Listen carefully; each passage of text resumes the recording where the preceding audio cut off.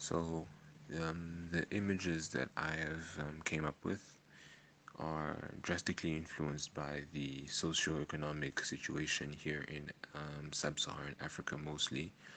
Of course, sub-Saharan Africa is not the only area in the world that's affected by these issues, but it is the only one where I've had first-hand experience in the situation.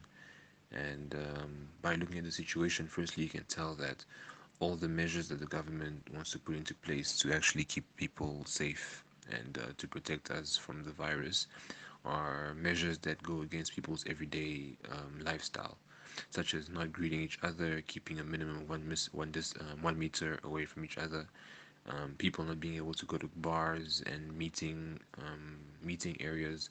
All of these things make up the life of someone who lives in an African country, in most African countries that are poverty stricken. Because in a poverty stricken world, you don't really have many things to do. Many people are unemployed, many people are just working in the informal sector, and because of this, a lot of people have either a lot of free time on their hands, and with that free time, they want to be entertained by their friends and such. So that social distancing, we're not visiting people thing is not really being implemented. And also, people who are working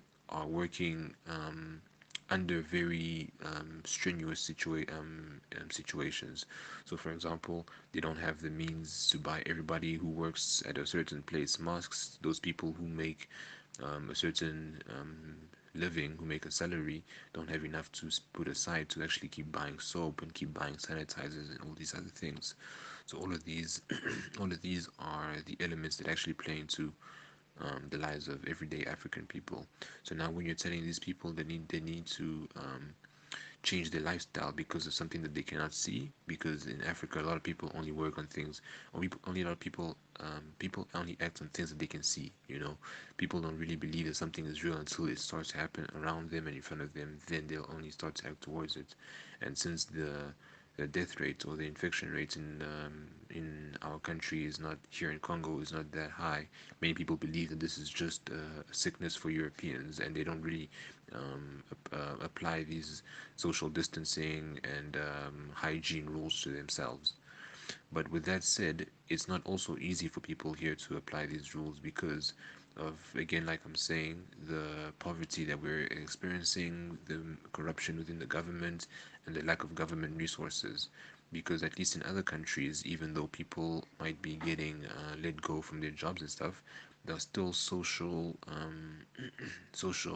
activities, not social activities. There are um, NGOs, I guess, who provide certain things for the people who are lacking. For example, they provide food for those who don't have, or they provide housing for those who might have lost their housing throughout this whole time, or they provide unemployment checks and stuff like that. In countries like Congo, we don't have these type of government organizations or government solutions. Many people are on their own, and because they're on their own, they cannot just be at home every day. They need to go out every day and make a living. So both of these images basically cover the realities that we have here in Congo, where there's a lot of malnourishment, and that's what the first image really highlights, is that the fact that there's a lot of malnourishment within these kids, in many of them whose parents have died because of things that existed way before the COVID. Many of them have been orphans on the streets for a long time.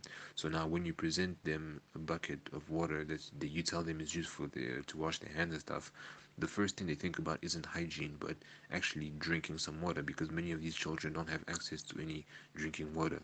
So you put clean water in the buckets, and you're hoping for them to wash their hands, but they're going to end up what? The first thing they're going to end up doing is first drinking the water, because that water is more precious to them as drinkable water than to be used to wash your hands. So that is a very contradictive role that these hygiene laws have been placed on us. And working throughout this whole COVID period has been very challenging, not only as a freelancer, but also as an African, because in Africa, people live on a day-to-day basis. So if you don't go out to work today, odds are that you won't eat. So people have had to find more innovative ways to make a supplementary income. So for me to work for me working throughout this whole COVID thing, luckily I was good. I already have a degree in my name, so I was able to already find some clients online and also deliver some pretty good quality work in my field of architecture.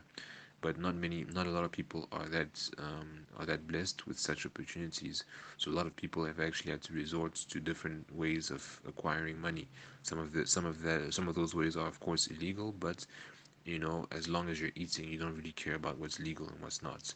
So this year has really been very challenging for many people because it shows us that the world could flip at any time, and you just need to make sure that your own skills are valued no matter what happens. You need to make sure that whatever you're doing is still going to be valued after the fact. So that is my own experience from this whole COVID pandemic.